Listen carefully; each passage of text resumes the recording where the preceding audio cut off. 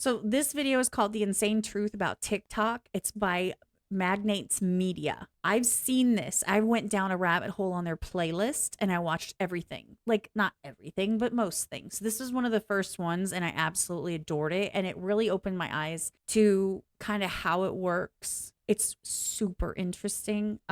So this is I'm gonna show like the intro, and then I'm gonna jump in a couple of I'm gonna jump around a little bit, like skip forward. I'm not going to watch 40 minutes of video. I don't think that makes sense because, you know, I talk a lot and we'll end up being here for like 17 hours. And I'm not doing that because sleep and nicotine. Okay. So this is called The Insane Truth About TikTok. Magnates Media is going to be below. I'm going to put all the links and all the things. I haven't seen this in like, it's probably like, I don't know how old this is, 3 years ago. So this is, by the way, this information is from 3 years ago. If you look here, oh, you can't see, I'm in the way. You'll see it says 3 years ago. I'm being completely transparent. The point is that this is still relevant. This is all still relevant because once you understand how it works, and this is one of the best videos I've ever seen on this subject. Once you understand how it works, then you understand kind of where I'm coming from with some of the things that I say. It confirms a lot of things, and maybe it's an echo chamber. Maybe I like it because it confirms what I was thinking. I don't know. You guys tell me, you know, let me know. It's got a lot of views over 3 years. I mean, it's very well done. Like I said, I am going to skip around. So, oh, I have it on mute. Sorry. To ban it altogether. We're looking at TikTok. We may be banning TikTok. Okay, so remember, TikTok had already been banned in India, losing them 200. Okay, so I know this is a fact because I know that like CapCut is banned in India because I know people in India. And when I said something about CapCut, I asked, was that we were talking editing? And I said something about CapCut. They're like, we can't use that in India. It's been banned. And I'm like, oh, well, I didn't know that. There's a reason. It's because it's for the same reasons that Trump was wanting to talk about regulating it here in the United States. This video goes into detail as to why and make your own conclusions, but they talk about like the reason behind it. And you would come to the same conclusion, to be honest. It's because of the whole TikTok ban. This was 3 years ago. So this was in the end of his, I mean, it's been longer than that, but like this was regarding his last term, right? Because it was a big talking point. You have to understand. Okay, so I'm going to say this, and this is my disclaimer, sort of, kind of. This is my take on that. So a lot of people are like, well, Trump wanted to ban TikTok. And this video will show some of the reasons, like what's behind it and why it can be potentially so harmful. Okay. He saved it with a caveat. Okay. So he's the king of the deal. So he doesn't necessarily take off the table the option to negotiate to get what he wants for the country, for us, right? He's going to make the best deal possible. And if he has to have leverage, he will have leverage. If he says, look, you can come back, but we're going to talk about this. And once you see how outraged, how many people flock away from your application, you're going to understand that you're going to want these people to stay. And the only way to get them to stay is to not just keep coming and going and leaving and coming back. You know what I'm saying?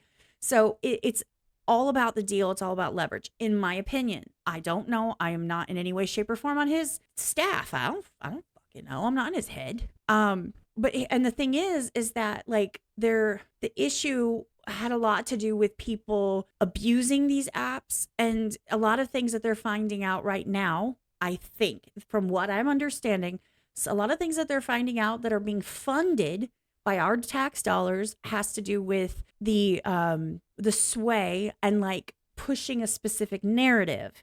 And people are like, oh no, that would never happen. Well, then why are you subsidizing Politico subscriptions, but using tax dollars to get people to have a lower cost to subscribe to a news outlet that is very, very like, you know, on one side or the other? Like, it's just a lot of that stuff. And it was wild, wild west for sure at that point. So anyway, that being said, it's neither here nor there. This is 3 years ago. So this is not necessarily saying today that him saying I'm banning TikTok happened. So don't anybody get their panties in a twist and go running off to the red note or whatever. If you want to, go watch my video on that and then do what you want to do. If you want to do all that, better you than me. I'll just put that. Anyway, back to the video. 100 million users overnight. Now, TikTok was at the center of an international feud, with users and governments all Okay. around. So India banned TikTok. They banned ByteDance, which is TikTok and CapCut and all the other companies that are under ByteDance, which is the parent company to all of these. Okay. They lost 200 million users because India is a really, really, really, really heavily populated country, and now they're not allowed to use it. So that's what he's saying. The world asking the same question. Can we trust TikTok? Zhang was simultaneously being called a spy by the Americans and a traitor by the Chinese. Okay, so this is the guy that owns the company. He's the one who started the company. He's the original dude. Okay, he's the original guy.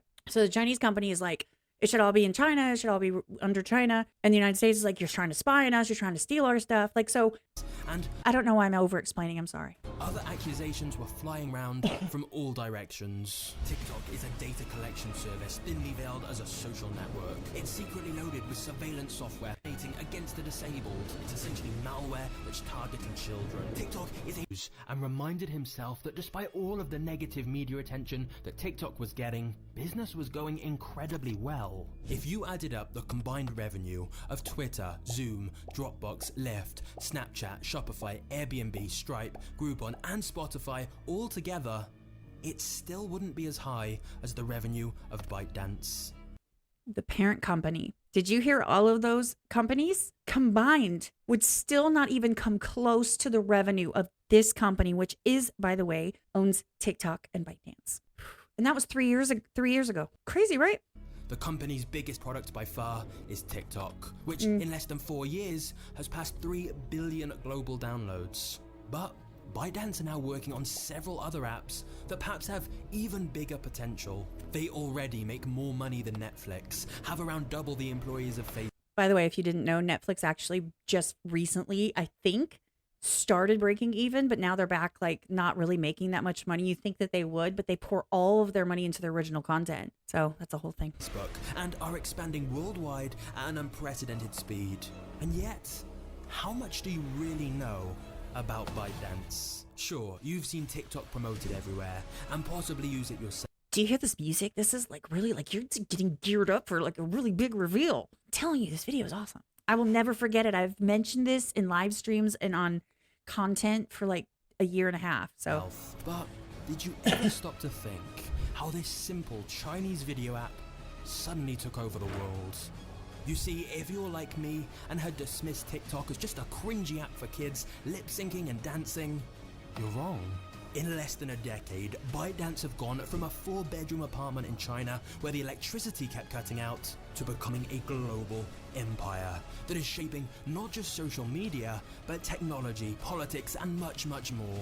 The inside story of how it happened is incredibly inspiring and fascinating. But make no mistake, America's tech giants are terrified of ByteDance. And the real question is, should you be terrified too? ooh. Goals, making videos like this. This is like everyone's goal. This is my goal. I'm going to skip around, by the way. This is what Ivy League universities you can get in. Okay, so some of the background I'm going to skip around on because I don't feel like it's relevant for this conversation. Basically, I'll give you the gist of it. Basically, dude had like an app and then, you know what, I'll let them say some of it. I'll paraphrase, but so it starts in China. ByteDance is an app factory. Whilst TikTok is by far their most successful app, when the company launched in 2012, they created 12 different apps within just a few months.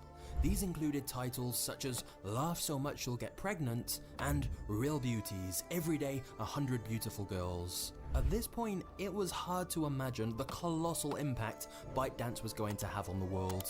In fact, they were even struggling to hire people because of the lowbrow reputation they developed early on. The company's founder, Zhang Yiming, always had big plans. He was inspired by business magnates like Steve Jobs and had a dream of one day building a global company that was as borderless as Google. This was an even more ambitious goal than it sounds, because China essentially operates a separate internet to the rest of the world. Okay, this is super important. This is something that I think people, and this is what I was talking about when I talked about Red Note. This is what I'm talking about. They are fully regulated, okay? You have to follow their restrictions. They have full control full control. There is no free speech. There is none of that. That's not a thing. Okay. They run their own, and the government has 100% every single piece of what they want to say and do. They will regulate. And if you don't, just saying. World. Big platforms we all know, like YouTube and Facebook, are banned in China. And likewise, internet companies that start in China almost never manage to take their services worldwide. So Zhang knew that to defy the odds and build a global empire, ByteDance needed to think bigger with the apps they were creating. Then, one day in 2012, he had an epiphany. While sat on a train, he noticed a decline in people reading newspapers and the sharp increase in phone usage, and deduced that we would soon get all our information from phones. But most importantly, he also realized that getting information from our phones meant we didn't have to rely on people to select the information for us. Through a combination of AI, big data, and machine learning, it would be possible to personalize the information to each individual.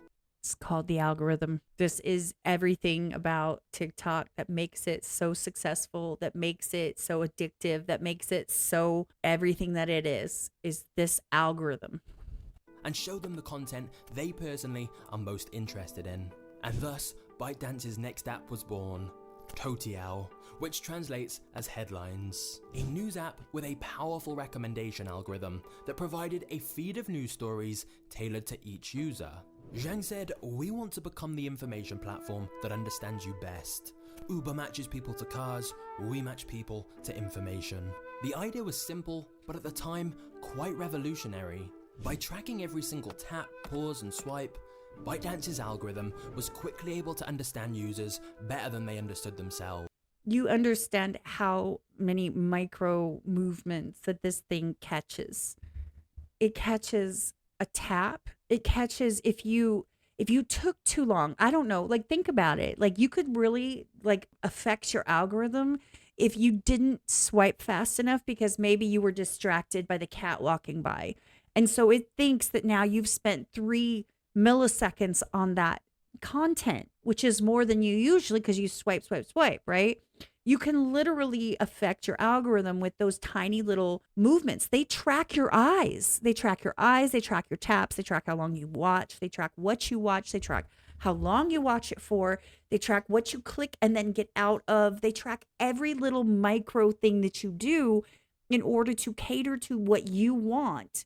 So that people are like, oh my gosh, I'm seeing everything that I want to see. That's the whole purpose. This is the entire purpose.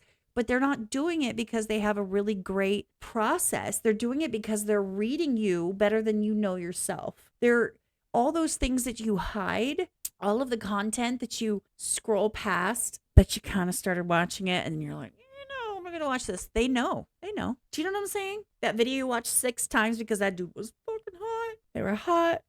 If you got my reels today, you know what I'm talking about. Sea shanties will never be the same. They know. Instead of just getting a random list of articles curated by someone else, the algorithm would be able to figure out exactly which news stories users would be most interested in and give them a unique, personalized feed. And the more they used the app, the more the algorithm learned about them, so the more accurate its recommendations became. As a result, it was very addicting and a huge success. So much so that other companies soon started copying the idea. And ByteDance knew they needed to keep innovating or else a rival with a bigger budget would beat them. Luckily, Zhang had another epiphany. And this one wasn't just going to change the company, it was going to change the world. Yep. Why don't you own Why don't I own an apartment building? life your financial future? It's reported that the average user of Headlines, the news app ByteDance created, spends 74 minutes per day on the app. Is this because people were suddenly more interested in news? Of course not. It's because if you design an incredibly smart algorithm that learns what people like and keeps giving them more of it, it's gonna get people hooked. But Zhang had realized, why stop at news and information? So they took the same addictive algorithm from their Headlines app and created a new app for short videos. Now, you're probably thinking this new video app was TikTok, and you're half right. In 2017, they launched the international version of TikTok we all know, and we'll get to that very soon. But in 2016, ByteDance launched Douyin, which is the Chinese version of TikTok. They have a Chinese version of TikTok. And I've mentioned this before in the past, in passing, like when I talk about this, they have one. It is very differently set up than ours. Same premise, same logo, same interface, but China has its own segregated version, which came first. And there's a few notable differences. Firstly, it had a section called Positive Energy, with I don't see that on any of our apps. Do you guys see that on any of our apps where you can, it's part of the basic building blocks of the app where you can sit there and have, say, you know what, I just need some positive energy, and it's right there? Of course not. Drama and stress sells. selected videos that promote the Chinese government. Secondly, it had advanced facial recognition, where you can search for videos by tapping a face, a feature which led to lawsuits when ByteDance considered introducing it on TikTok. The Chinese version also... Oh, we didn't want that. We didn't mind them invading every other piece of every single thing that we do. But, you know, reading our face, even though we use our faces to unlock our phones and it records it constantly and we upload our faces to the internet and say, please save my facial structure for future AI, generative AI. Cool. But no, how could you search by face, which has been around forever. Also makes people's skin appear lighter by default, in line with China's whitening obsession.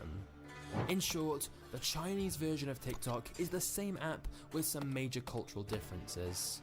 But one thing is very much the same on both versions: the powerful algorithm. It's unique because it isn't built around your social network. You don't have to friend, follow, subscribe, or even search for anything. You just open the app, start swiping, and the algorithm will get better and better at understanding which videos to show you. And because you consume so many short videos in just a few minutes, it gives the algorithm so much data about what content you do and don't like. You could watch 100 videos in a single session, as opposed to something like YouTube, where you may only watch a small handful.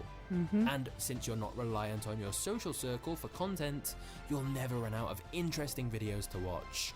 So this is another issue that is coming up lately, and I've seen a little bit of stuff about this, which is that all the algorithms are now becoming algorithm based. I'm sorry, I said that wrong. These applications are becoming more algorithm reliant than subscriber or follower reliant. So like YouTube, you know, you subscribe to somebody, and the purpose is that you like their content and you'd like to see more of it. And you like how they speak and what they say, things like that. Well, YouTube is learning that that's not necessarily working for and it's all about ad revenue, right?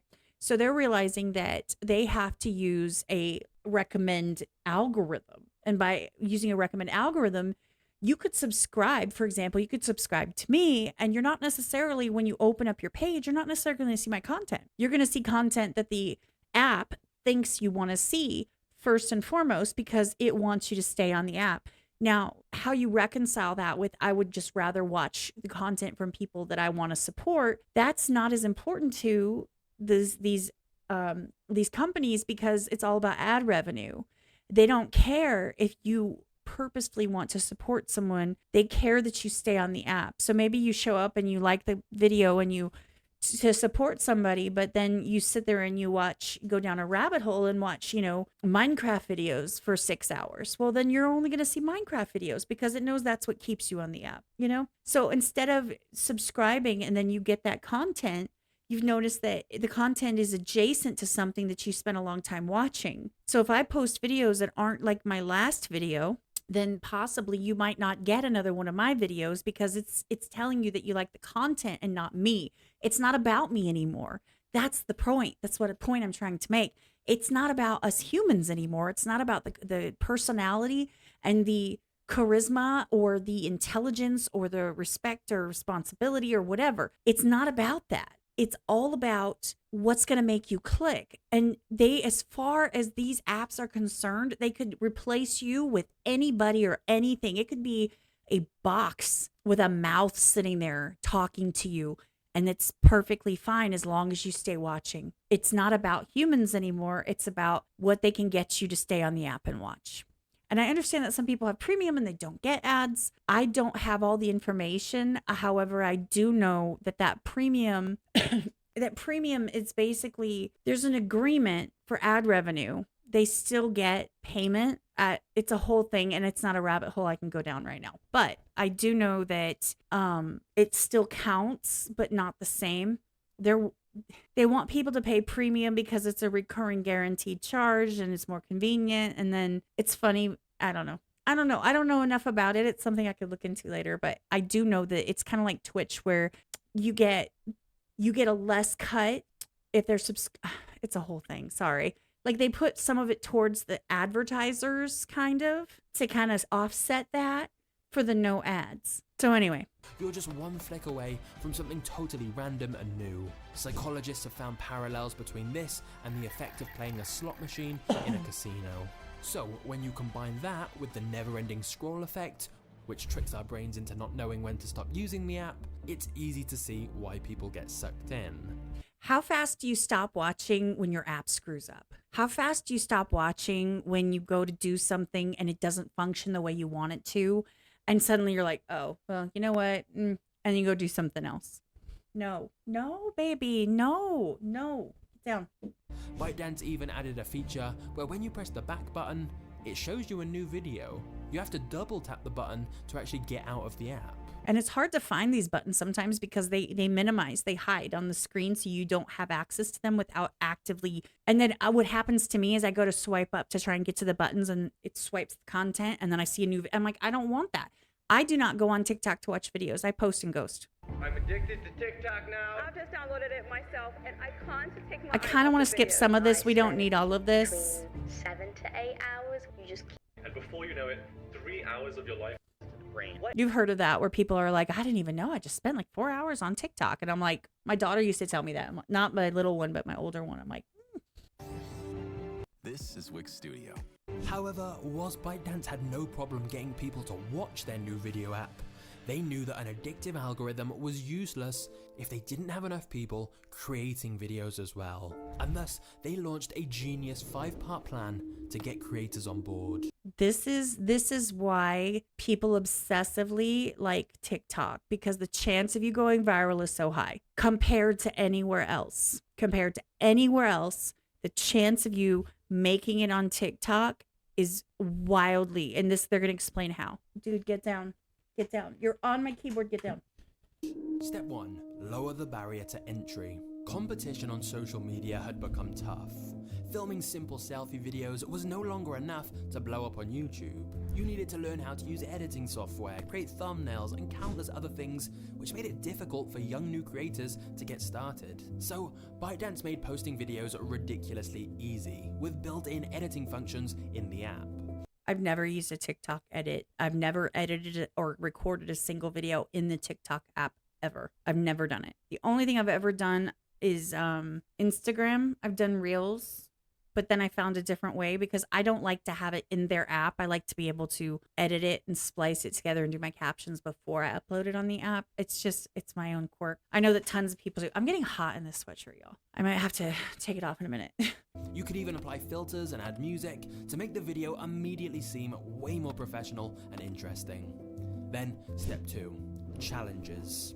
If you remember the viral Ice Bucket Challenge in 2014, well, so did ByteDance. I've never participated in a TikTok challenge ever. They realized that if they created challenges within the app that were easy for people to replicate, like a certain dance, it meant people didn't even have to think about original creative content. They could join in by just doing the challenge. Listen to that one more time. Listen to what he says. And this is the type of statement that makes me super sad. Super sad. Even have to think about easy for people to replicate, like a certain dance. It meant people didn't even have to think about original creative content. They could join in by just doing the challenge. So you don't have to come up with a concept. You don't have to come up with an idea. You just mimic someone else and there's your content. I kind of sort of feel the same way about Stitches because you watch the entirety of the video and then you turn around and say, well, I didn't like that. And then I'm like, to me, that's useless. I'll just rather watch the video. Or the people, there's one person in particular that I see on Instagram all the time who has really great videos, except that he's on the video. If he was not on the video, I would watch them all because they're really great content. But he's like, ha, ha, ha, ha, ha, ha. Oh, what? The whole time. And I'm like, shut up and let me watch the video. And I don't think he links the original video, so I can't ever find it. But yeah, how sad is that? They're encouraging. And this is the thing. This is how it happens. And I talk about this all the time. This is my conspiracy theory. This is my thing that I hate so much, is that we allow the dumbing down of content because everyone wants to make it. Everyone wants to get Insta famous. Everyone wants to get YouTube famous. Everyone wants to get TikTok famous. Everyone wants to be famous and go viral.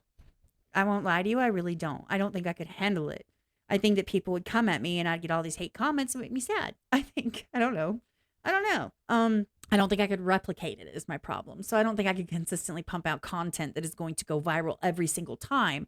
And therefore I would have like one viral video and then the rest would just be like, meh, meh. So anyway, but they're lowering the barrier to get in to be a content creator. So you don't have to check all these boxes. You don't have to be able to do editing, all this stuff. They provide all that. All you have to do is be able to mimic a dance. And now suddenly you're a creator. And then listen to what they explain. They've dumbed it down and we accept it. And then we're like, well, why is all this content like so freaking dumb? This is why. Because people want so bad to get famous that they're willing to accept the low bar. And then by accepting the low bar, you've just pushed the bar down. So now why would anybody meet the high standard? Why? Which then leads to step 3. Give them a taste of fame. If you look on any social media forums, you'll find plenty of people complaining about how hard it is to beat the algorithm with YouTube, Facebook, and Instagram. It's true. And in stark contrast, you'll find plenty of people raving about how easily their TikTok videos blew up. I I don't. literally gained like 1 million followers in about the space of like 6 weeks. Basically, ByteDance realized that by sharing the love around a lot of creators, they'd attract way more people wanting to make videos for the app. It was like a new gold rush for everyone who had got in late on other social media. That's how they got You could everybody join in. TikTok, and on your first video, rack up Everyone will be using this. There's a lot of ads on this video. Sorry, I don't have premium. millions of views. And by giving creators a dose of fame and a hit of dopamine, it encouraged them to recruit more people to the app by telling their audience to come and follow them on TikTok. If you follow Gary Vee, you'll probably be very familiar with this. TikTok, TikTok, TikTok. But then ByteDance started to notice a bit of a problem. Making the barrier of entry so low meant they got an equally low quality of content. They had plenty of people posting videos, but a lot of it was just kids lip syncing or dancing to songs. So then came step 4 of the plan. Bribe the top talent. ByteDance Influencers. messaged creative influencers with big followings on other platforms and offered to pay them to come and post on their app. They also reportedly went to art schools to find good-looking creative students and promised to make them famous. Notice they said good looking, because far be it from anyone to be on social media and not be perfectly gorgeous. Like, and win. There's a standard there. It's amazing. The content standard has lowered significantly and the beauty standard has raised astronomically. There's no way in hell that I would even meet any of those standards. It just is not possible. But yet, I don't have the racy content that could offset me not looking like a superstar or like a model. Do you know what I'm saying? I don't do gimmicky shit. So that would offset and make people say, well, she looks like this, but she's quirky. So quirky balances it out, right? But they specifically targeted good-looking content creators from other platforms and paid them to come to TikTok and post. Because what happened was they lowered that bar and everybody's like, and they just sang along or they lip synced and people are like, oh my God, they lip sync. By the way, and the people that I know that do voiceover videos, like lip sync videos, I love you guys. I hate that shit. I can't stand it. I see no purpose for it. I don't understand why people record themselves mouthing things that they didn't say. I don't get it. They're not impersonating it. I personally don't understand. That's okay though. That's just not for me. But they lowered the bar so far that now they had shit content. So if anybody wanted to watch anything but lip sync and dancing, they had to come back to other apps. And they didn't want that. So they recruit the top pretty talent. Once they'd attracted some I mean, it makes sense, right? higher quality content, they manipulated the algorithm to make sure it got a lot of views to try and improve people's perceptions of how Note what they just said. They manipulated the algorithm to make sure that those got more views. The whole purpose, the whole crux of the TikTok algorithm was that the bar is lowered and that anyone can make it on TikTok. That your video can make it even if you don't have a big following, because it's about like new posts have the same chance as like any other of the 10,000 that posted that minute to get seen on somebody's feed, right? But if you're manipulating the algorithm to push these influencers, you're trying to raise the bar, and I understand that. However, you just went against what the whole basis of TikTok was, is to lower that bar so people could make it. Well, now you're giving some other people, you're giving them the leg up, right? Now they have an advantage. You're giving them the advantage, right? And they're pretty. They've already made it on other platforms, so they have the money, they have the editing and the team. So they have all these things that these regular creators cannot have just starting out. So you've now made that gap bigger again. You have these influencers, then you have the people trying to make it famous by being their regular selves, right? So you've widened that gap again. It used to be everybody was kind of on the same level, and now you just how good the content on the app was. And then finally, step 5, nurture relationships. They assigned the top creators account managers who would sometimes even help them with school assignments and yeah, keep them happy. That's something that certain apps don't do. And I'll call some of them out. YouTube is notorious for it. Rumble tries, but Rumble, they get real super tunnel visioned, and they leave some of the creators that are like not huge creators and not nobodies, and they kind of leave them in their dust. Unfortunately, that's just how it works. I understand, there's different reasons for that. I don't know anything about Kick. I don't know anything about Twitch. So those are just the ones I know about. And of course, Facebook, you can't talk to anybody anyway. So anyway, I'm not going to get through this whole video. You guys know that, right? Relationship issues to make sure the users were able to create lots of content. And thus, ByteDance had done it. Using this strategy in China, Douyin went viral. Of course, plenty of other Chinese companies had tried to copy them. But remember, the more you use ByteDance's apps, the more the algorithm learns about you, which means you get served even better content recommendations, which means you use the app more, and this creates a never-ending cycle of improvements. As a result, very few people wanted to switch to any of these competitor apps that popped up. ByteDance had cracked the code in China. The devil you know. They wanted to replicate this success worldwide. In 2017, they officially launched their international version of the app, TikTok. And whilst Zhang Yiming had always been a very ambitious man, even he couldn't have predicted the insanity that was about to begin. Having an e-com.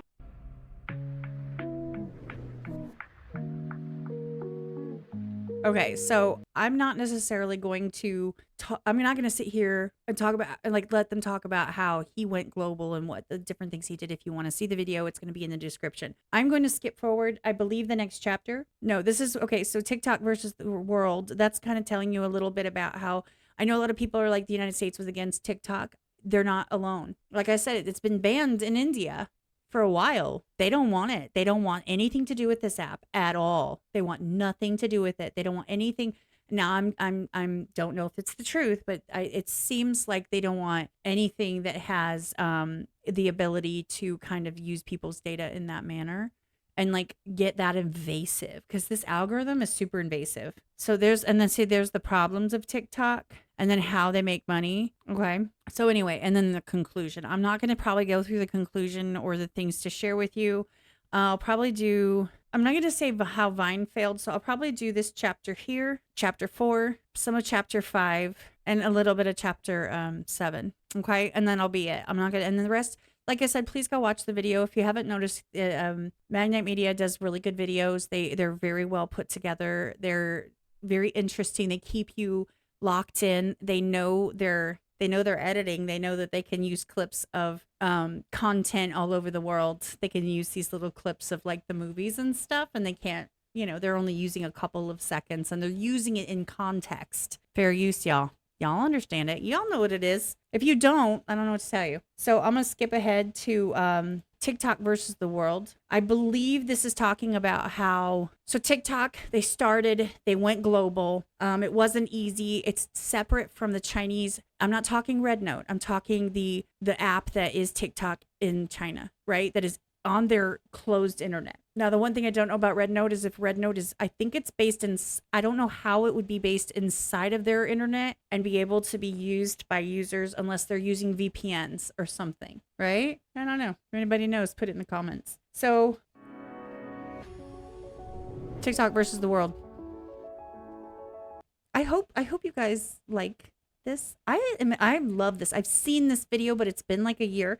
And to be honest, this went so far into giving the information that I really wanted. I really appreciated it. And there's other ones on their, go down a rabbit hole. They have great videos.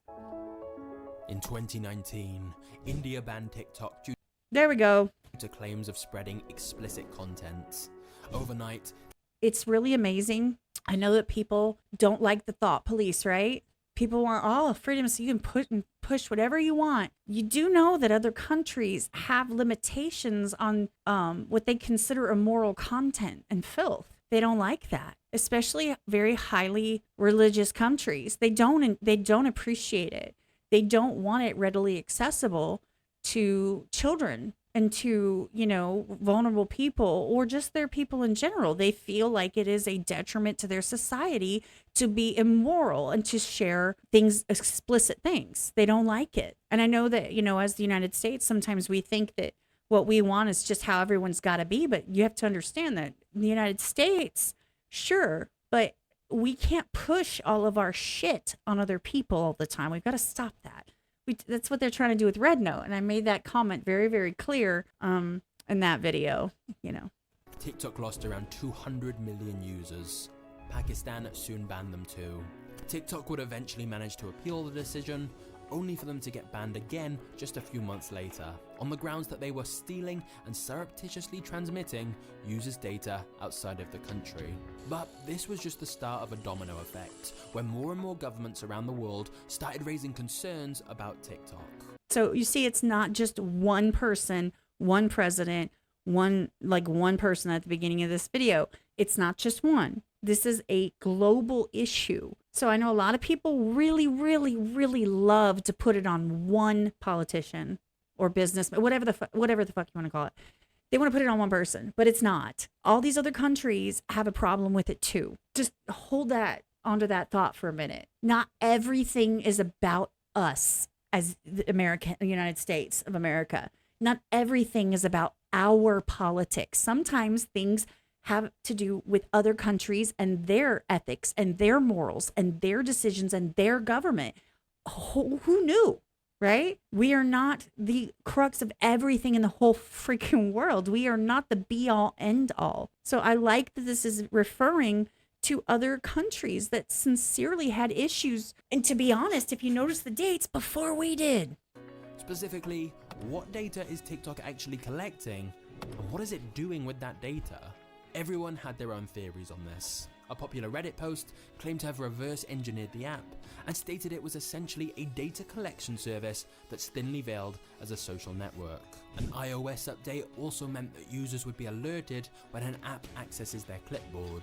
Soon, videos emerged of TikTok reading almost every bit of info that was copied on someone's device, even if they weren't using the app. The US Secretary of State claimed TikTok was among a number of Chinese apps feeding data directly to the Chinese Communist Party. The US government then opened a national security review of the platform after both a Democrat and Republican lawmaker suggested it posed a serious risk, and that it could be surveillance software for the Chinese government. A senator also described it as a Trojan horse. Here's the thing, whether they're doing it or not, is it possible that it can be absolutely used in that way? Well, yeah. Can you imagine somebody having eyes in your house at all times? Everything that you touch, click, every time you wipe your nose, every time that you touch a doorknob, every time that you walk, talk, think, breathe, crap, pee, eat, chew, sneeze, you would be like, man, that's really invasive. But we're volunteering it. We're giving it to them. And I'm not saying necessarily that they are using it in a negative way. I'm saying that all it takes is one bad actor. That's it. And all of that data, and it takes one hacker, one whatever, one person with bad intention. Don't tell me there's not millions of bad intentioned people who would do anything for profit, and you've handed them everything. Financial Times reported that ByteDance were trying to circumvent Apple's privacy policies.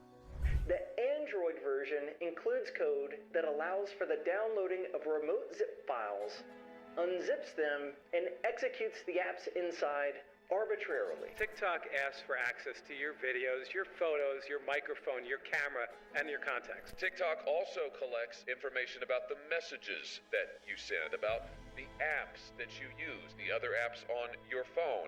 It collects the sites that you visit. It collects your search history. It collects your keystrokes. It collects your location data. Wait, hold on. Collecting obscene amounts of data is unfortunately a pretty common practice, especially by social media platforms. So why was everyone freaking out?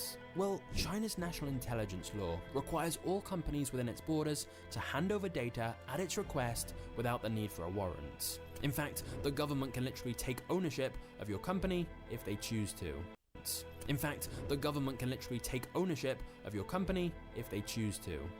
So if they decide that they want to take, let's say that the company is based out of China, like Red Note is, and they say, look, we're going to take everything we've collected. We want it. We want to run that through our AI, algorithms and let it help us insert whatever information they want or, research. It doesn't matter. They can just do it. They don't need a warrant. They don't need warning. They can just do it because that is how it's set up there. Okay.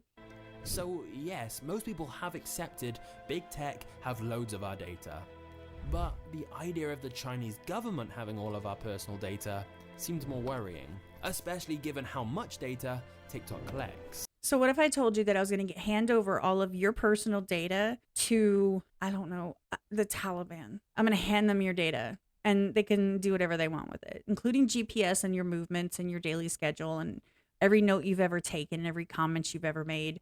I'm going to hand it to them and they can do with that whatever they want with it. How would you feel if I said I'm going to hand it to them myself? Now, mind you, it's buried within millions of other people's data. But on the flip side, I'm handing yours, your information, your email, your passwords, everything you've clicked, all of the banking information that you type into your phone all the time. Would you be happy with that? Would you be okay with that? So this is why people are upset that the government basically is like, well, yeah, we're going to take whatever we want. And they don't like that.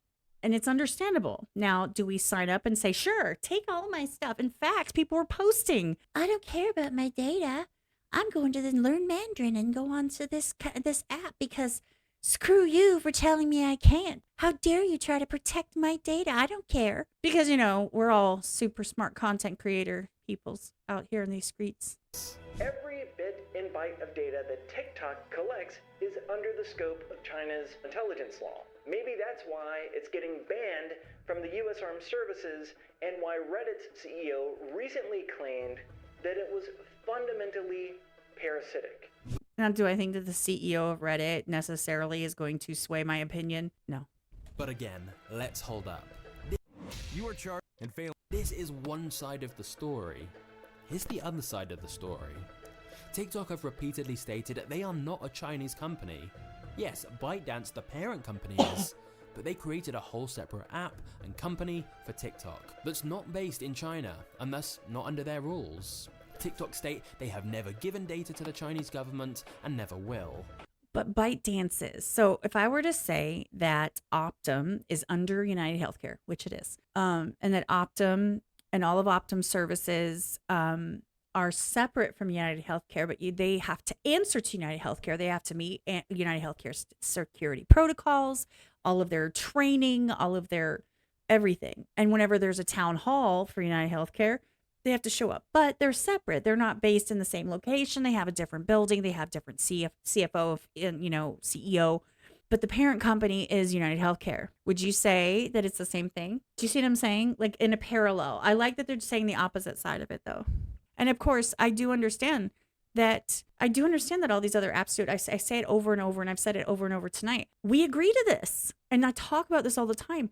They do these things. I'm not saying this particular person, this particular app. I'm saying in general, They test the waters. Well, we're not quite ready for that yet. We're not quite ready for that yet. We're not quite ready for, like, you know, to get into an Uber driven by nobody. We're not quite ready. We're not really there yet. We're not there yet, you know, but they've tested and they test and they test. And at some point, something is going to normalize that behavior. And from there forward, we're going to be okay with it. That's just how that works. And then they're going to go balls to the wall and they're going to go full in on it. I am boiling. I'm going to take this off in a minute. So anyway, I'm going to skip a little bit around because this is getting a little bit like, I don't necessarily, you get the gist of what they're saying. It could also be argued that everything going on with countries banning and threatening TikTok wasn't really about TikTok. This was about the rise of China. TikTok was unfairly called. So they're basically saying that it was more about trying to limit the accessibility that China has versus, and TikTok was just kind of the fall guy. I can see that side of it too. I can see both sides. I can see all the sides. Caught in as a pawn, and that's because their surveillance for the Chinese. Many of the accusations are. So there's a lot of blatant accusations. Some of them are a bit stretched out. Some could be true in a really crazy villainous movie, right? Secret agent movie. It could totally be the premise of it. I get that. Like, and we all understand that. I'm more interested in kind of how the algorithm and how it affects us and stuff like that, which is one of the things that I really, really, really wanted to talk about, which is I'm wanting you guys to see the gist of the video, but you guys can watch all the missing pieces yourself. You're more than welcome to, and I encourage you to because it's a really great video. I talk about it's been thought. An algorithm designed to give people more of what they want sounds great in theory, until you really stop to think about it. For example, what happens when a pedophile Oh, come on. You had to say that? joins the app and what they want to see is underage girls dancing provocatively. If you're looking at a lot of kids dancing sexually, it's going to give you more kids dancing sexually. Here's a video showing a young girl in class on the floor in her school uniform. It's attracted hundreds of comments, mainly from much older men. A lot of the accounts he followed were mostly young girls. I saw that there was one as young as 7 there. Now, it's worth acknowledging TikTok are not alone in these issues. YouTube had a predator scandal of its own due to its recommendation algorithm, where old men would be watching clips of young children on YouTube, so the algorithm recommends them more of that content.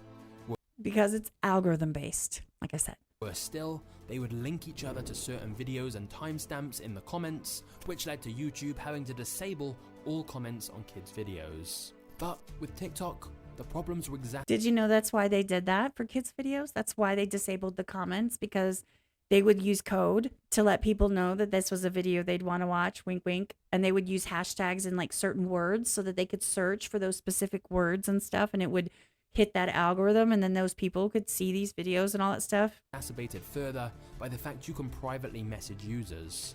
Plus the fact that around 1 in 4 users of TikTok are believed to be under 17. On I believe a it. related note, Easy. TikTok have already paid millions of dollars to authorities for knowingly collecting private info about children without parental consent. They also had to pay out many more.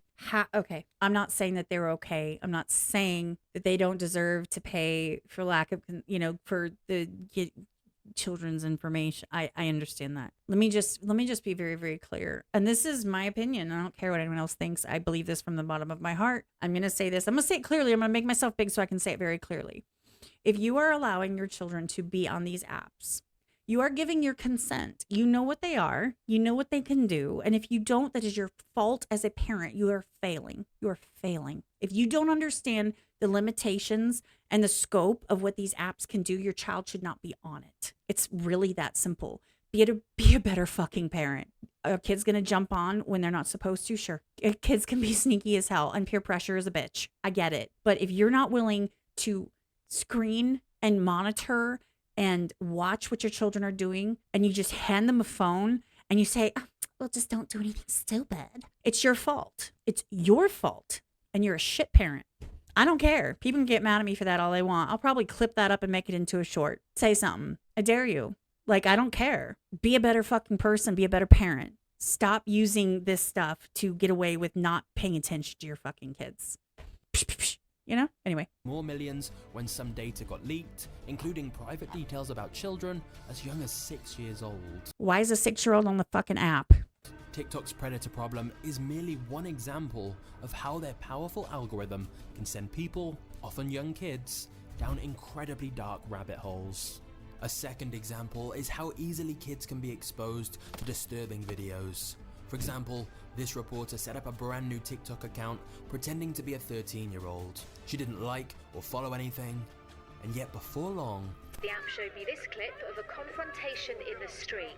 I lingered on the video but didn't press like. Lingered on the video, because remember, this algorithm tracks how long you are actively have that video in your screen.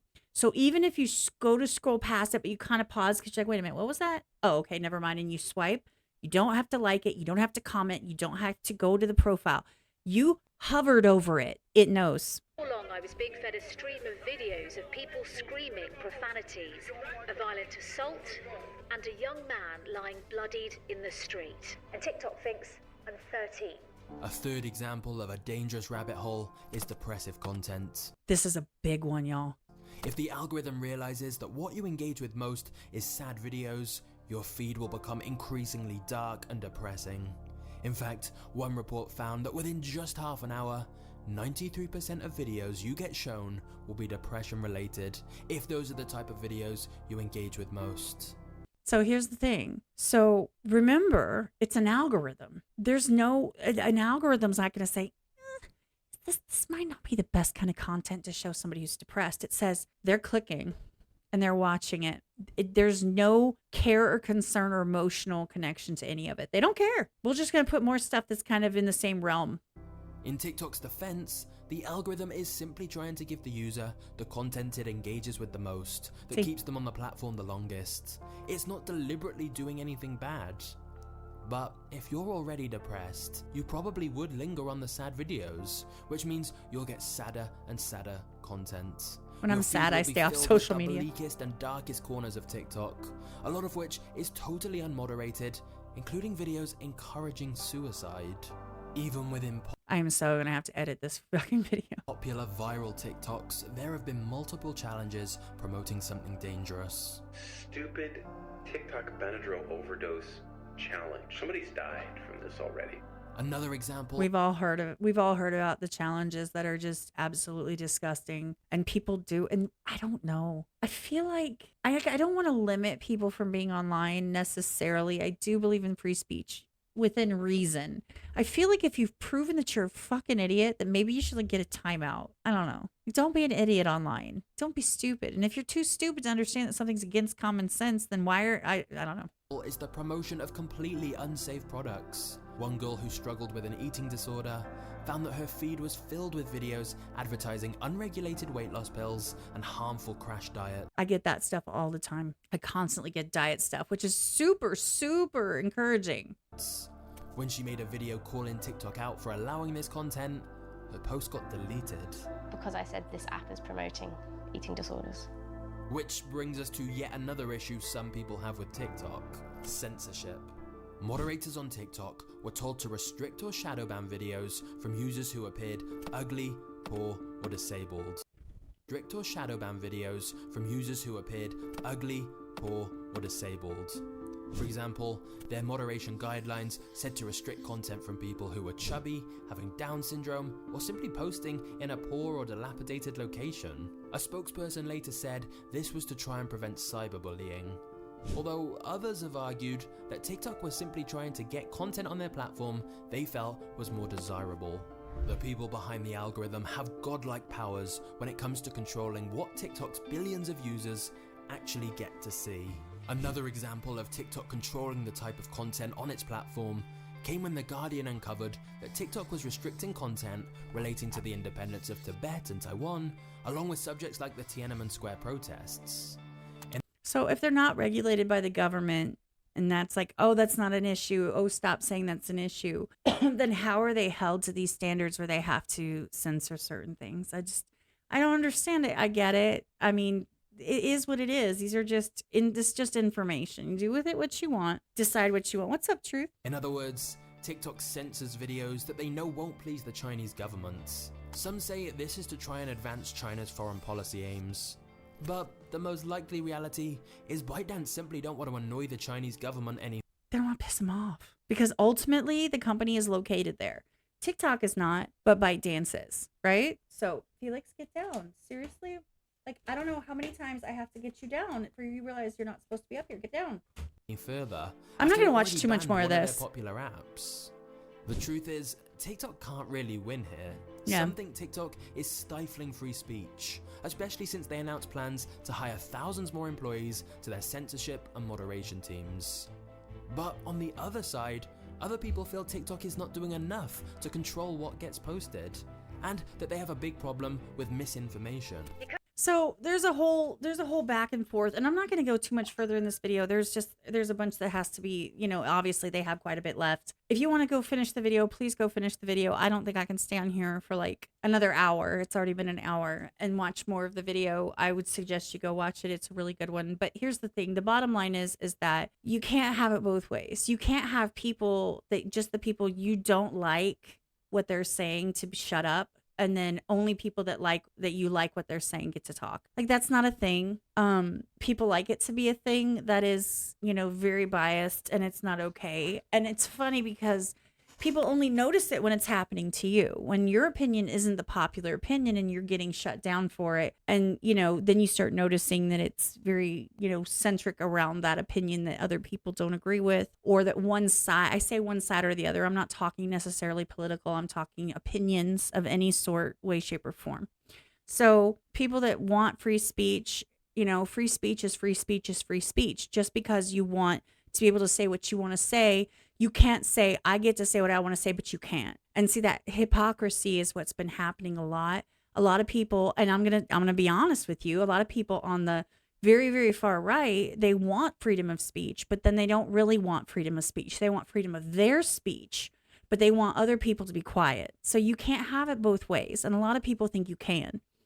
So the difference is that they are manipulating and abusing the power of them, like the moderators, to blatantly keep away content that they decide fits into certain check boxes. I think that's gross. I don't like it. Probably because I wouldn't probably pass a lot of those check boxes.